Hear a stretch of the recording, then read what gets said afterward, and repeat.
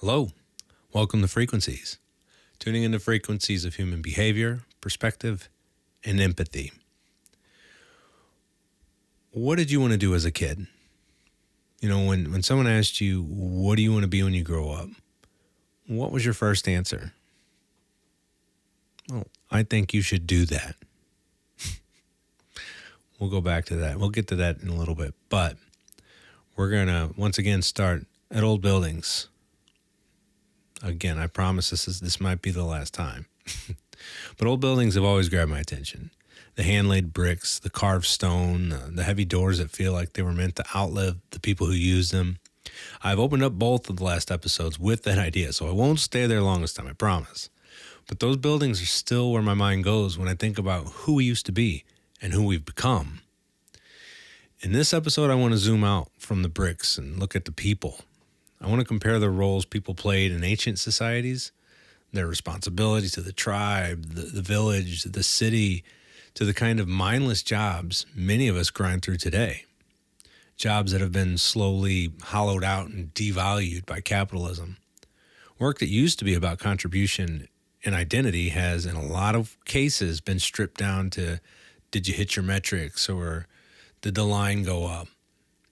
And when you look at it that way, it starts to feel like we're not evolving at all. It starts to feel like we're actually going backward. I have a theory about that, a kind of de-evolution theory. In this episode, I'm going to talk about why I think we're not just drifting, but actively devolving as a species. Why survival of the fittest is quietly turned into survival of the financially successful, and why that shift might be pushing our values, our empathy, and even our genetics in the wrong direction.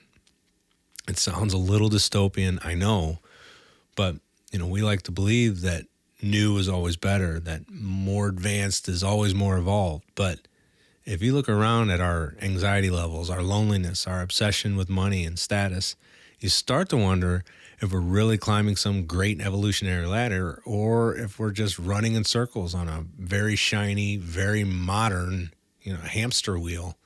In some ways, it feels like mankind is proudly marching backward, holding a smartphone in one hand and a burnt-out soul in the other. I'm also going to share a simulation theory of my own. It's not the classic sci-fi, we're living in a computer program version. It's not as out of this world as some of the big mind-bending theories out there. And for the record, I love a lot of those theories. Things like Tom Campbell's big toe theory. It's the theory of everything. Excellent theory. Look him up, big toe, Tom Campbell, excellent. Or Jordan Crowder's simulator theory. Not simulation, simulator theory. It's excellent and absolutely worth your time. I promise you it won't disappoint. But what I want to explore is a different kind of simulation. A real world one. The idea that when you interact with someone on the job, you're not actually dealing with them. You're dealing with a character they've been forced to play on behalf of a larger entity. A living, breathing, corporate-approved avatar, if you will. So we'll talk about that, about how your barista, your customer service rep, your cashier, your project manager might all be trapped in a behavioral script that has very little to do with who they really are and what that means for authenticity, for connection, and for our sense of reality. But this episode is not here to leave you hopeless. I promise. I'm not interested in painting the bleakest picture possible and then rolling the credits, because I also believe there is a way out, a way back to something more human, more honest, and more fulfilling. At the end of this episode, I'm going to share what I think might be the key to real happiness, fulfillment through genuine contribution. Tapping back into the original signal you had as a kid, the thing you wanted to do before the world told you to be realistic. I want to talk about how bringing your true gifts to your community, your tribe, might be the antidote to the numbness and the grind. How choosing to live by your natural purpose, even in small, imperfect, messy ways, can start to rewrite the script you've been handed. All that and more on this episode of Frequencies. Let's tune in.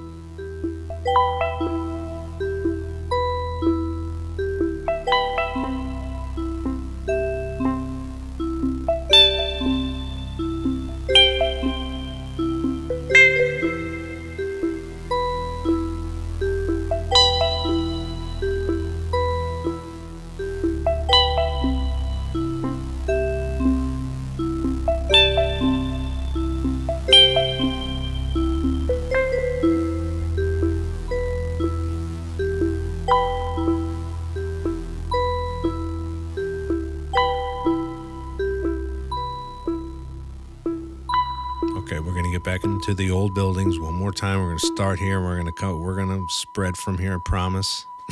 So, old buildings. If you're looking for something to do someday, drive around your town and go find an old building. If you have like an old historic main street, walk up and down the streets. I have a historic main street here in the city I live in. There's old homes and old storefronts, and there's actually this old government building on the top of the hill that kind of overlooks the whole Main Street area and the Missouri River.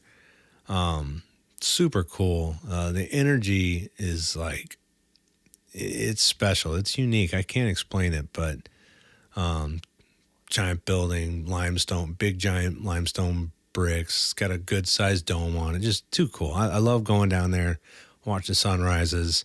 And you should do the same. But my main street also has like old homes, 100-year-old homes, and those old homes just have so much character. If you haven't walked around them or kind of really observed one, you should.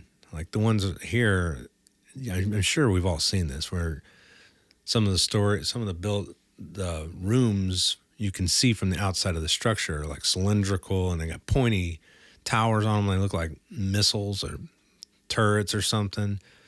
Amazing. Is the architecture and just the craftsmanship is extremely impressive. I'm in the St. Louis area. I know I've said that a bunch, but there's a cathedral basilica in this town, in our downtown St. Louis area, and this building will take your breath away when you walk in it. And the ceilings are, I don't know, 100 feet tall, something. I don't really know exactly how tall they are. It is massive. Arches, domes, mosaics all over the ceiling that are just huge, and they're everywhere. Gorgeous. It seriously will take your breath away. And I know cathedrals and churches are a little different. This one was built late 1800s, early 1900s, presumably, and just unbelievable architecture. But I start there because then I start to think about like new buildings, modern day construction, and just start scratching my head like, what happened? Why? You know, like our homes are they're stick built with lumber, 2x4s, and fiberboard, which is really nothing. Fiberboard and plastic siding or brick if you're lucky.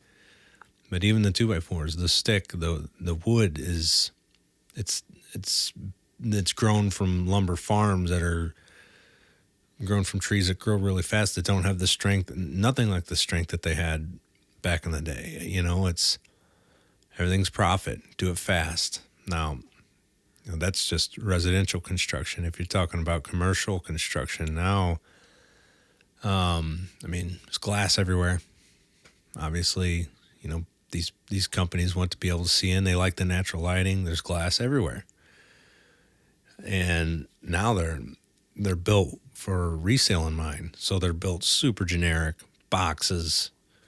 You know, they're giant boxes with windows and just super generic. Not like the old buildings, like I like thinking about the old Pizza Huts or the McDonald's or the Taco Bells. Like the Pizza Huts had the red clay shingles on them. The McDonald's, usually pretty identifiable. The Taco Bells almost look like an old Alamo building or something. Not that the quality of those buildings were I'm only referencing them because at least there was character. There was something there. Now they're not even that. They're generic. They're boxes because they know if they want to be able to sell that building when that company fails, which is disturbing in itself. Start thinking about skyscrapers, which their intentions are just to stack real estate on top of real estate on top of real estate, primarily glass. I mean, obviously there's different types, but steel and glass, just no character, zero. But one thing I'm a fan of. I mean, I'm a fan of a lot of stuff, obviously, but I'm a fan of old architecture, but a bit of a nerd when it comes to ancient structures, historic, ancient structures. Big fan. The pyramids of Giza, giant fan of the pyramids of Giza. I would, if I had an opportunity, that's kind of a bucket list to go check out the pyramids of Giza. But, just for example, just kind of paint a picture here. Pyramids of Giza were built 2580 to 2550 BC. I said 2580 to 2550 BC. It's a long time ago. That was presumably. And by the way, the new findings about the pyramids is so cool with the superstructures beneath the pyramids, like potentially being energy beacons or of some kind or whatever is happening. Just fascinating stuff. I mean, the old potential, the potential of these old buildings is, who knows? The technology that they were using, I think it's questionable. But getting off topic, I'm going to talk about a handful of other historic ancient structures like Angkor Wat in Cambodia. Amazing bucket list for sure. Built 1113, 1150 CE. They're Angkor Wat in Cambodia. Super old. Amazing carved structures. I think it's all stone of some kind, limestone, or I'm not even sure what it is. Just amazing. Or you got like the Kailasa temple in India, which these are carved into the mountain. I mean, you've got a mountain like a brick, and they carved this temple into the mountain. I mean, I would die to go and look at this structure. It is fascinating. It was carved. I was going to say built, but it was carved 750 between 757 and 783 AD. Like, these structures are thousands of years old. These structures were built to last. Built so timelines beyond their own would remember them. We're told a lot of these places were for sacrifices. I'm thinking about like the Mayan temples and a lot of the Central American and those pyramids and temples. They were built for sacrifices and for religious whatever. I mean, they're all probably served a slightly different purpose, but I think had a lot to do. I think they built them, I shouldn't say primarily because, but I think it had a lot to do with their legacy. Did they serve energy beacons? Maybe. But, I mean, these structures were built to be etched in history forever. That was wild. I had something making noise behind me. But, yeah, these structures were built to last. It was for their legacy. And we don't do that. What do we have? I'm thinking here in St. Louis, we've got the St. Louis Arch, which is cool. Giant arch structure. It's cool. But There was a documentary 10, 15 years ago at this point. I can't believe it's been that long, but I think it was that long ago.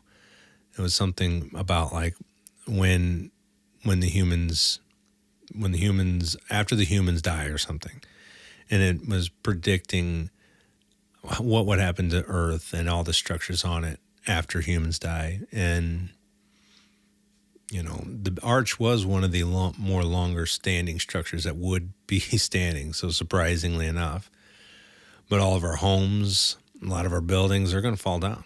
The maintenance we maintain them. We try to, all of the maintenance we do is to ensure that they don't fall down.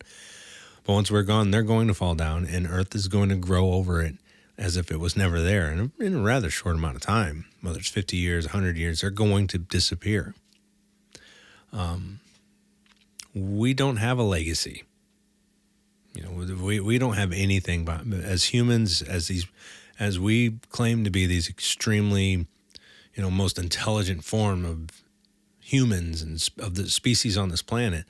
We are leaving nothing behind besides plastic and trash in our landfills, which is, I think that's wrong. I think we need to do something about that.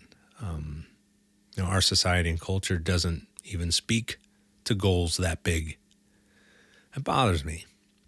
It really does. But keeping in the past, let's analyze what a community, or a tribe needs and how they translate from historic times to present times. I said a tribe, I'll do this often where I zoom out and try to analyze things from a primal perspective.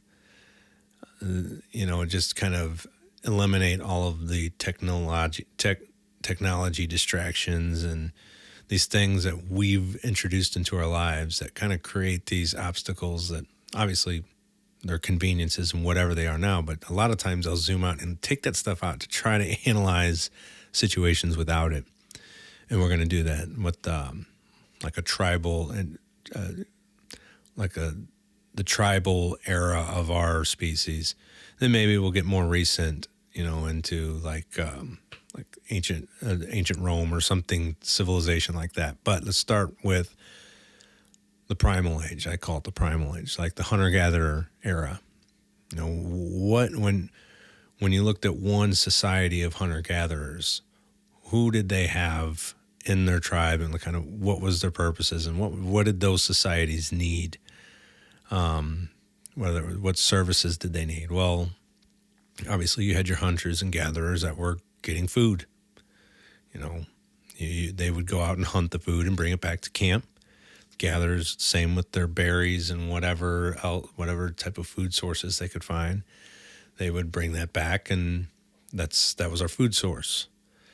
They'd bring it back to camp, and there was people at camp that knew some different herbs and spices that were growing in the area that they could throw on the food to make the food taste a little better, like a cook, And you had like people that knew herbs, different plants that had different medicinal properties, right? Like a medicine woman of some kind. A lot of tribes had them. I'm pretty sure it's documented. You also had people in the tribe that kind of tended to crops. They were the farmers. They would grow corn or whatever plant. They found these seeds that grew this plant. They knew they could eat that plant. That was a farmer. Duh. I talk like that just to kind of, when I talk it in my head, it seemed, just to simplify it, just to kind of get a taste of what that service actually is supposed to, present, how it's supposed to present itself to the society. After everybody eat that meal, they'd sit around the fire, and the older generations would probably, tell stories. They would tell stories of previous hunts and survival stories. Usually they were, like the wise men, probably a lot of gray hair, like me, but older, way older, potentially. Who knows? But what service did they provide? They were, the storytellers. They were teachers. They were teaching, but also kind of providing entertainment, right? I mean, they would maybe exaggerate these stories a little bit, but multi-purposing stories of old and teaching the newer generation. While that's happening, or after that's happening, you've got some people with maybe some musical capabilities that start kind of hitting some bongo drums. They start hitting some bongo drums, and then you've got singers that they sing these chants that maybe that they need rain for their crops, so they're singing. They've got musical capabilities, which provides entertainment, setting the vibes. I'm a big music guy, and I'm a big believer that music is critical to societies. I think it serves a really important role in societies in many ways. I call them like memory capsules, because a lot of songs we have, this is even modern day songs we have, people really like that song because they heard that song on a trip that, and every time they hear it, they think of that song or a dance in centuries ago. I think music is extremely important, and it always has been. But then while people are dancing, you probably have some dancers getting out by the fire that start dancing and creating this visual spectacle, really contributing to the moment, to this memory. And it's physical exercise, a whole bunch of things that's creating. It's moral, maybe not moral, just trying to keep the tribe together to make everybody unite as one. All these roles are important. You've got also people that built the teepees, kind of maintain the teepees. You got mothers tending, raising the children. But the entire tribe was helping raising the children. You had scouts, people that knew the land, geography. They knew how to look for lakes and rivers, and probably how to tell the weather looking at the cloud. You had people that would study the stars, learning the calendar, learning what day of the year it is, when it's going to get cold, when winter's coming, spring's coming, all that stuff. You had people making clothes with some of the buffalo hides, and people making weapons with the arrowheads, with rocks and stones and jewelry, all of these things. Everybody contributed. Everybody filled a role. Everybody had a purpose. Everybody contributed. Now, let's fast forward a little bit, get a little bit more recent times, like I don't know what it's called. I called it like the medieval times. And I when I go to this time, I visualize like going down to the market. Hey, get your grapes or whatever. I kind of visualize going down to the market. These ancient historic civilizations where the populations were a little bit bigger. There were stone building with more stone structures, and let's go to that era. I'll try to scan over some of these because things kind of evolved a little bit for some of these societies. Down in the market, they had food, obviously. Bakers selling bread, flatbreads and pastries, vendors with olives and olive oil, cheese, dried fruits, nuts, grains for flours, and flour merchants. You had your farmers bringing their fresh vegetables, fruits, herbs. You had your meat farmers that were bringing in their pork, beef, goat, poultry, chicken, fish. You probably, at this point in time, there's more prepared food, cooked food, where they're cooking food on the Main Street area, which, they can sell it, and it's almost slightly different presentation. You could probably see people selling wine, little booze, people selling clothes or selling bolts of clothing where they can, people sewing their own clothes. Vendors selling belts, leather goods, cloaks, tunics, sandals. household goods, people selling, you can get your pots and pans and cups and plates. And then you've got your metal workers, your blacksmiths selling tools, knives, arrows, lamps, hinges, nails, craft and jewelry, luxury items, jewelry and rings and bracelets, and maybe even people making perfume and different types of oils, and maybe makeup. I don't know when makeup became a thing, but that's possible. Art objects to decorative glass. I mean, so many different things at this point in time. You can also probably get your hair cut, get a barber, go to the barber, or go. I think they had scribes where people, if you didn't know how to write, you can have somebody write a letter. Lots of different services provided on the main street. But again, each of these shops were owned by the shopkeeper, and their son took over that trade most of the time. Then their son, and then their son. And that's how a lot of generation, or even current day, a lot of our names, some people's names are derived from that.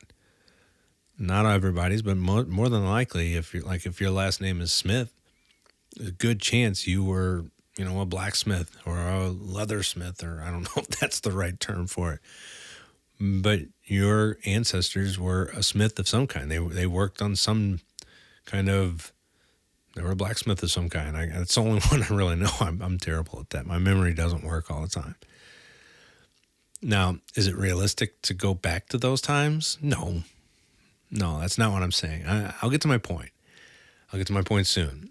But think about how the services are provided to us now.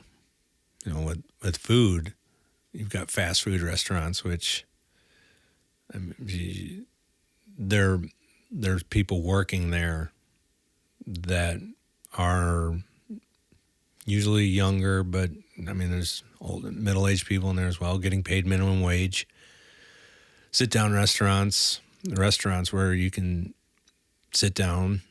A lot of those people are getting paid minimum wage plus tips.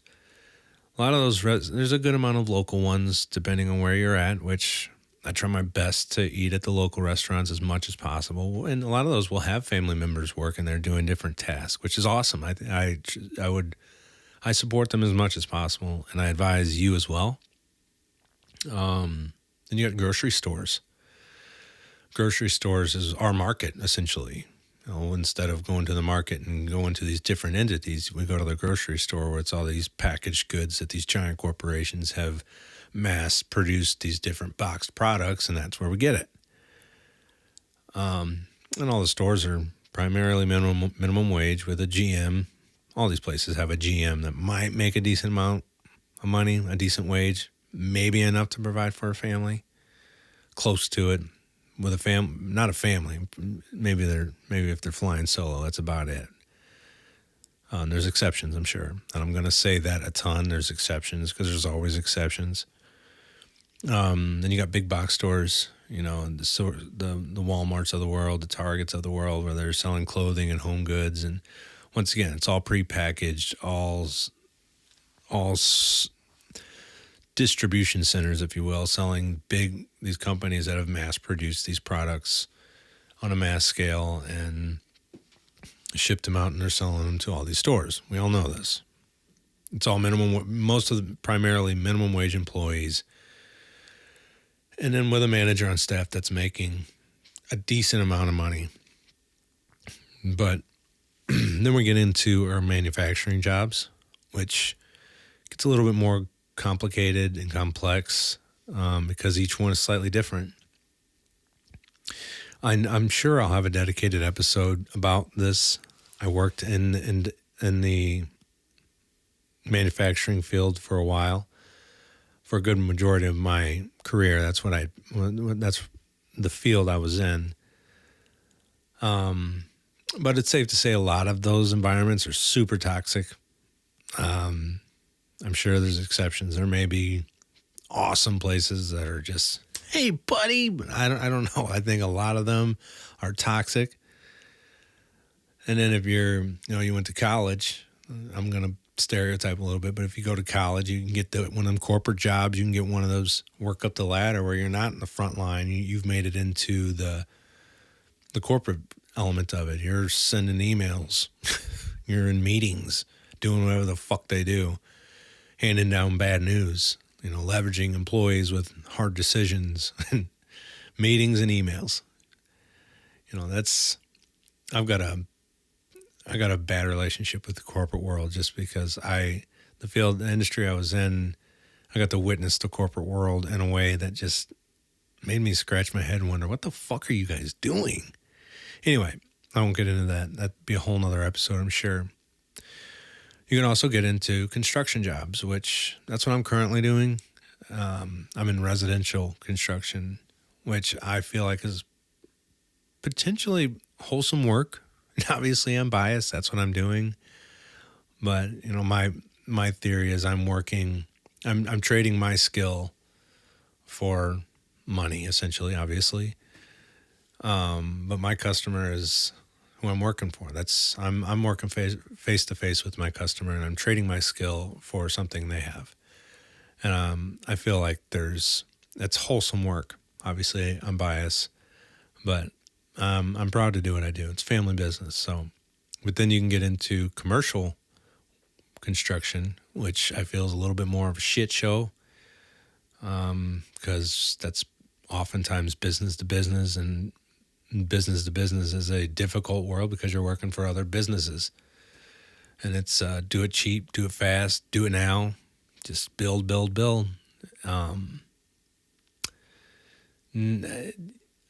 For all these, I'm sure there's exceptions. I know it, and to all those exceptions, I apologize. But capitalism has really created a bit of a fucking nightmare. For really, there's no denying it. It's obvious, in my opinion, and it's forcing us all into this game of who can make the most money for the least amount of work. That's really the recipe for success. That's the formula for a good job, in my opinion, how most people perceive a good job. And that's most amount of money, least amount of work. And I think that's exactly why I think we as a species are devolving. I know it sounds a little ridiculous, but it's true. Right now, the formula for success is to make the most amount of money while doing the least amount of work. Again, there's exceptions. I'm well aware. But I've got a good example of how I've come to this theory, and I come up with this theory in this scenario. I wanted to ask a bunch of old friends or friends of mine, and just to see how they would answer, just to get an idea of where their head was at. And I was oftentimes shocked by the responses. But here's the scenario. I presented a fairly simple job, like a flagger, like a construction zone flagger job. That's what you have this opportunity in front of you. You can take this job. A flagger, if you don't know, is somebody when there's road construction, say on a 2-lane road. One person stands on one side of the construction site, and there's another flagger on the other side of the construction site with a flag. And as cars come, only one lane of traffic can get by, and the two flaggers have to work together to kind of let one way come by and the other way come by. We got to let them come on through. I'm going to let 5 through. Got 5 down here, over. And the other guy turns his flagger to the stop sign, and my cars go through, and so on and so forth. We've seen these. I'm saying it because it's a fairly mindless job. Now I say that I just recently saw a video of a fairly overweight man running hastily out of the way of it was a semi-trailer truck that was out of control, and he gets out of the way just in time. So I guess it is somewhat dangerous. I'll give you that, but mindless nonetheless. Okay, so here's this job offer to you. Sorry, I'm getting off topic. I apologize. This job pays well, okay? Pays real well.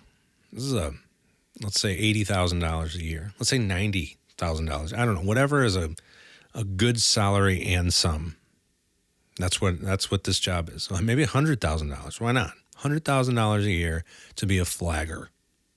That's your job every day. Rain, sun, snow, flagging.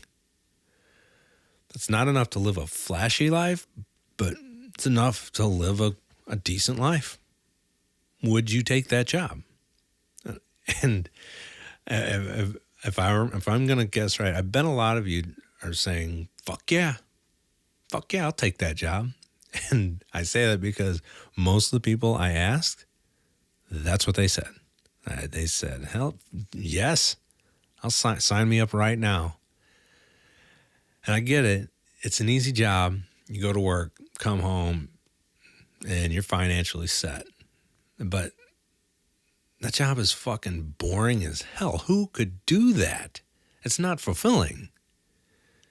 And I get it. Like, a lot of people would say that, like, well, I can do that job, and I can come home and I can do things I actually like to do. I could do my hobbies and go biking or whatever. I can do that and be happy. I would do it, absolutely. And my opinion is, I don't think you could. I think you would be miserable, and I think you'd be depressed, and possibly want to kill yourself in a year. I'm sorry, I went overboard. But I don't think you would be fulfilled. It sounds great, I understand, but it just proves that people are content. Find an easy job they can simply go and do, and then come home and do their own stuff, whether it's hobbies or stuff they actually enjoy, quote unquote. I think it's insane. I'm sorry, I apologize, but I know I'm probably in the minority here, but this is a problem. Now, is this exactly why we're devolving? No, but partially. The recipe for success right now, like I said, is the highest pay, least amount of work. Oftentimes, the highest paying jobs are the most shady. Think about it. I'm going to piss a lot of people off going down this road. I don't care, though, because a lot of those high paying jobs are often shadier. You got to do the hard people. I know a lot of these. I've worked with a lot of them, and you couldn't do what I do. But a lot of the things they do, it's not like it's hard. It's just unethical, really, what it comes down to. Like salesmen. Salesmen are cunning. They're snakes, and they lie. Get the sale, get the bonus. They'll lie through your teeth to get the sale. Car salesmen are worms. We all know this. Sorry if you're a genuine, authentic car salesman, I apologize. But give me your number. I'd love to buy a car from you. Like, it's rare. It's not the stereotype, and the majority are snakes. A good amount of managers and upper management, same. Depending on what type of company you work for. And I know there's exceptions. But a lot of times the job of a manager is to convince their team they aren't worth as much as they think they are. Right? They're being told by their managers to keep pay down, to keep labor costs down, and get jobs done.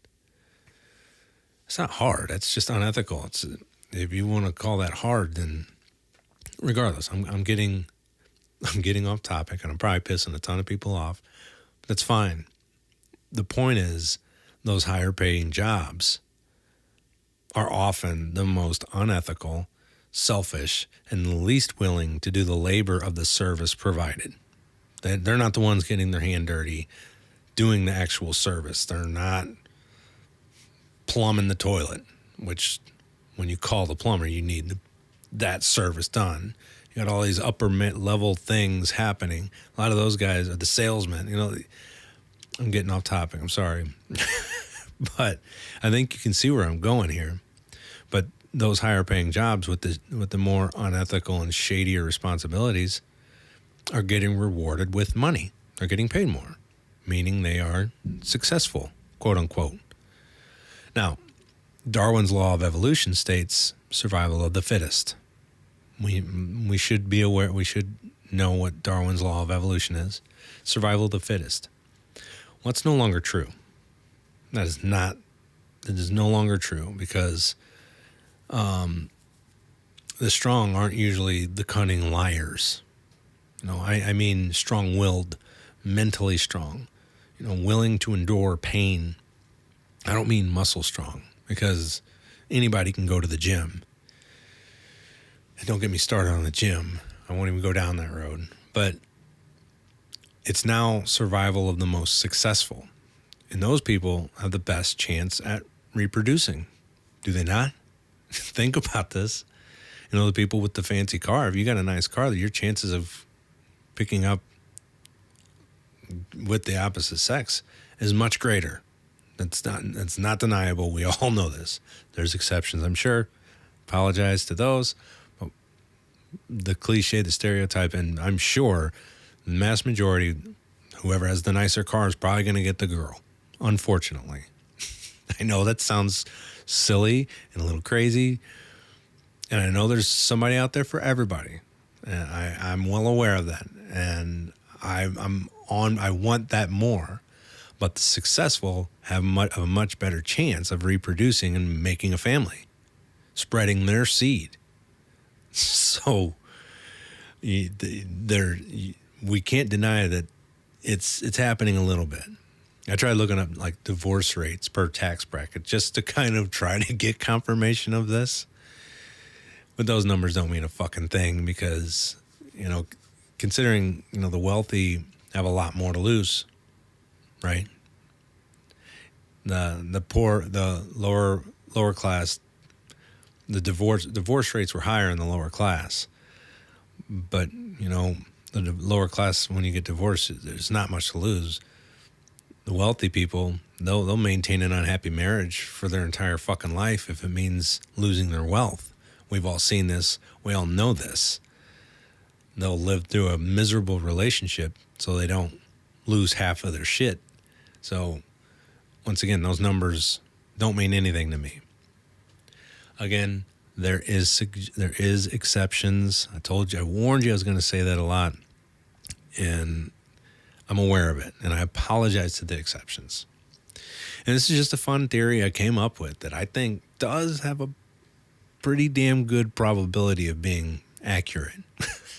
But it would explain why the world seems a lot less caring. And there's a lot more selfishness in this world, in my opinion.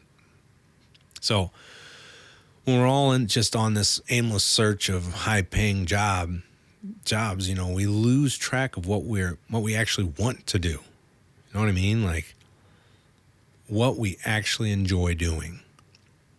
When we seek out these jobs and we finally get one that kind of serves our needs, whether it's money or benefits or perks or location, we settle.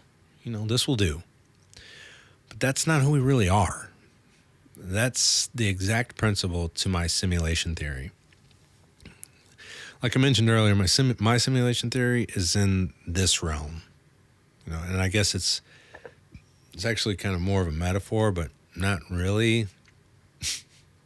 All right, so let me just explain it. So when you're interacting with somebody that is on the clock at their job, you aren't talking to that person. You're not talking to John Smith.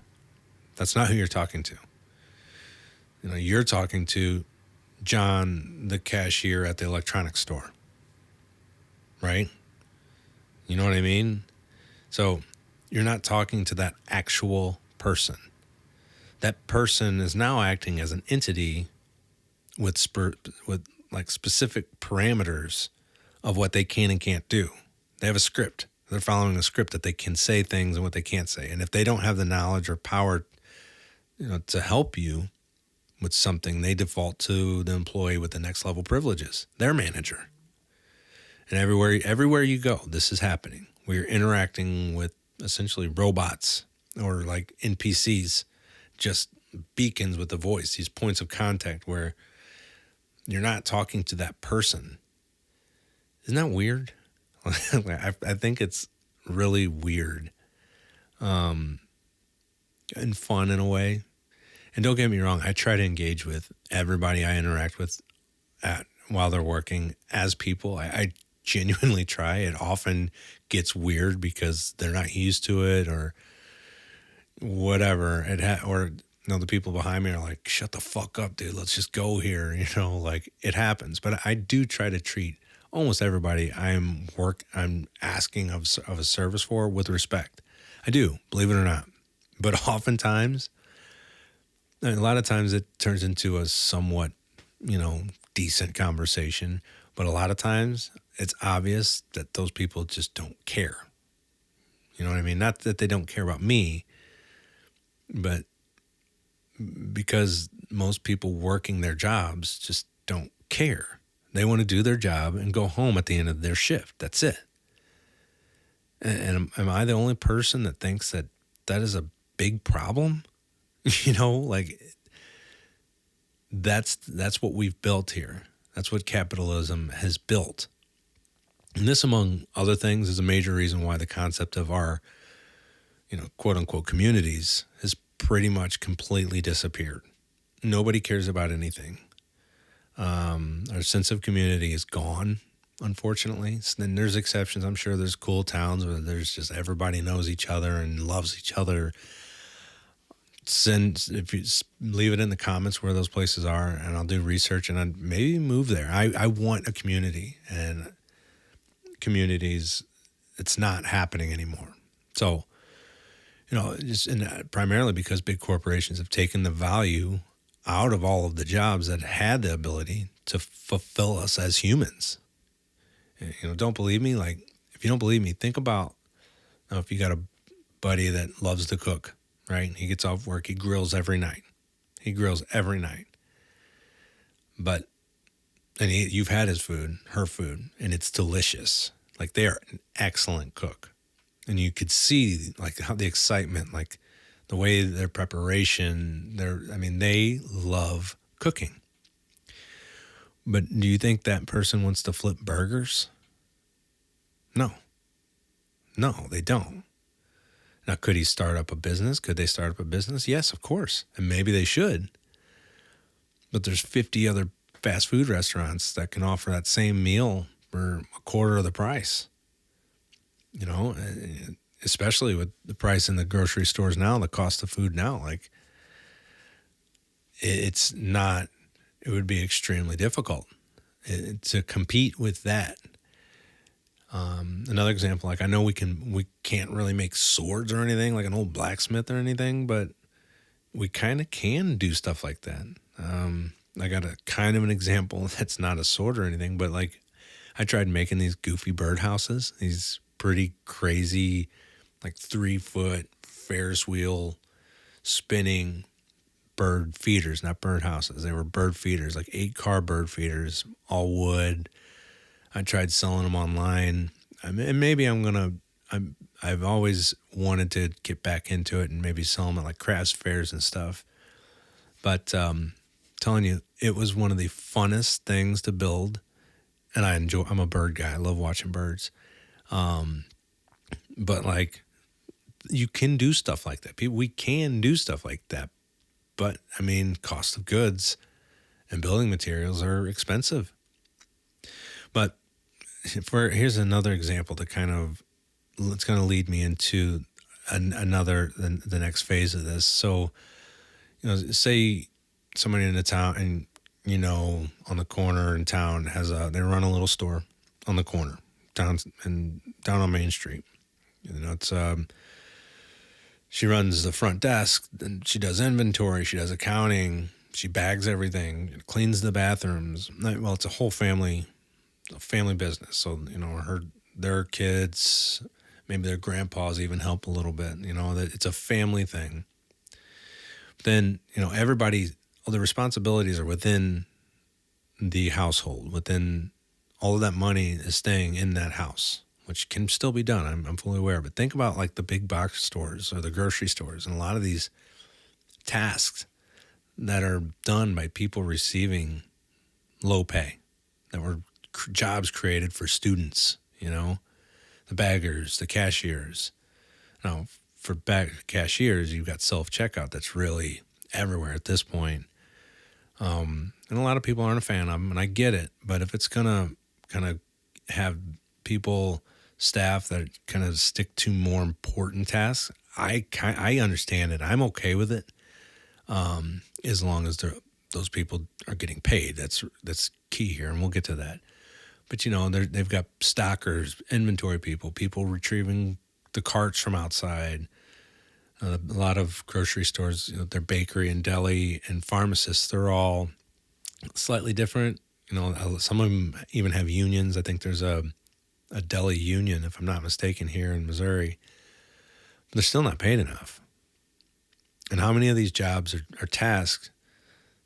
How many of them needed a new lower position below them to be created to delegate those tasks down to? Like the bagger. The bagger position drives me crazy. Although a lot of grocery stores here are kind of providing those jobs to special needs young adults and adults, which I think is cool in a way, as long as they're not taking advantage of them. As long as it's a genuine opportunity, I'm okay with it. But like if it's just corporations taking advantage and just needing low labor costs, then I have a problem with it. I always like to use Aldi as an example when talking about this, because Aldi, although they might have some questionable practices, but overall, I think their business model is really cool. They were aware of this. They've been aware of it for a long time, but eliminating these unnecessary job roles, those are entire salaries not needed. The cart returner, they've eliminated that job because with the quarter system, you put your quarter in and you take the quarter, you put the cart back and you get your quarter back. And it actually kind of creates these cool little interactions with other shoppers where, oh, you taking that? I'll take that. Here's a quarter. Those little fun, little weird reactions. Weird every time. But, that's one example. They also have the cashier that just throws your shit in your cart. They don't bag it. They throw it in there. I love that. Every time I get a chuckle out of it. They're using a lot more self-checkout now, but still, it's cool. They've got the boxes, the boxes where the 2 or 3 people on staff are there, they're throwing boxes from inventory into the giant box bin, and people can use those to carry larger amounts of groceries out to their cars. I think it's excellent. It's minimally staffed, reducing waste, not having to pay those additional salaries for these jobs that were created for lower paying jobs. Think of a major street in your city and think of each business in each of those plazas. Think of what services they actually provide. Then think about how much the person actually doing the labor of that service actually makes per hour. Usually a young person. Jobs for our youth. That's how it's sold. Low-paying fucking jobs that get sold as, either jobs offered to the community out of one side of the mouth, or jobs for students that want to get out and start their career out of the other side of their mouth. There's just too many low-paying jobs. It's obvious, to me at least. These giant corporations have devalued the labor of the services that make communities a community, that makes a tribe a tribe. Sorry, I do get worked up. And I know it's a really complex situation to try to put into words, but it's a problem. So what do we do about it? How do we address those problems with a solution? This is a really tough one. There's a lot I know that can be done. I'm well aware. But I'd have come up with one pretty unique idea that I haven't heard. I haven't heard anywhere, and I think it's pretty cool. I'm all about transparency. I'm all about transparency. And what if companies were forced to publicly show how many jobs they provide, like at a local brick and mortar place under that roof, that provide a living wage? You know what I mean? It's like on the front door. Whenever you walk into a facility, a job of any kind, whether it doesn't matter, right before you walk in the door, there's a certified number of how many jobs that facility offers a living wage to. Whether it's where there's 10 jobs here, six positions here are provided a living wage, official living wage provider. 4 positions are intended for younger students and don't meet the living wage requirements.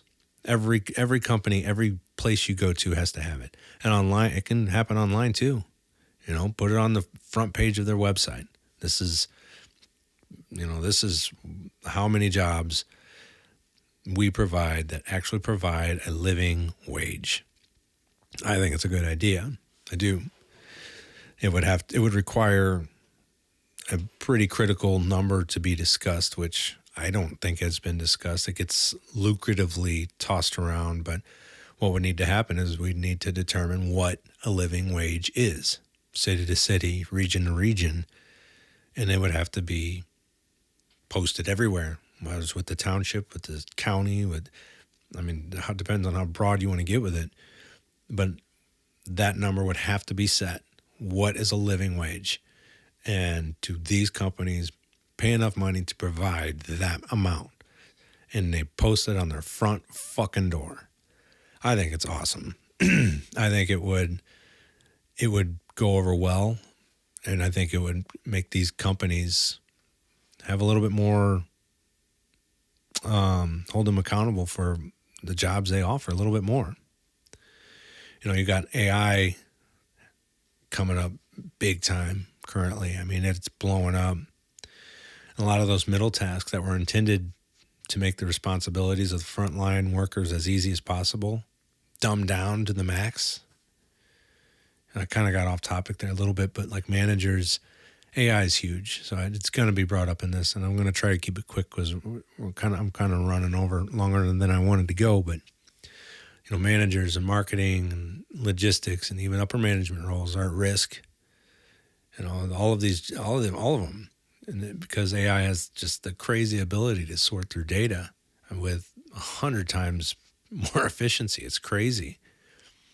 Is there a problem with it? Absolutely. But what I am kind of in favor for, if they eliminate those higher jobs that were paying better, paying these middle positions better, that their job was getting paid more than the frontline service worker actually providing the service. Eliminate those upper jobs, right? Unfortunately, sorry, that's terrible, but those frontline labor jobs, I'm okay with it in a way. I know it sounds bad, but I'm okay with it as long as they up the salaries significantly of the frontline workers. That won't happen. So if you turn it off, if you just turn off this podcast because I made you mad right there, which wouldn't surprise me, it won't happen. These big companies, they eliminate those middle jobs that are data driven and the meetings and the data moving stuff that is probably going to be replaced with AI here in a very short amount of time. All of that cost that they save, they're going to keep it. I hope they don't. I hope they pass that down to the frontline workers that can't be replaced with AI, that have been they've been cheated for the longest amount of time. But if they do, that would be great. If they actually start to pay the frontline labor force, then I'm all for eliminating those middle position jobs, higher paying middle position jobs.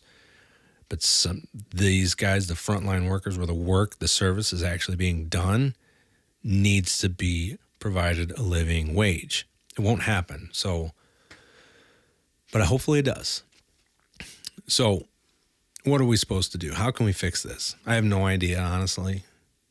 But playing the game they've created isn't going to do it.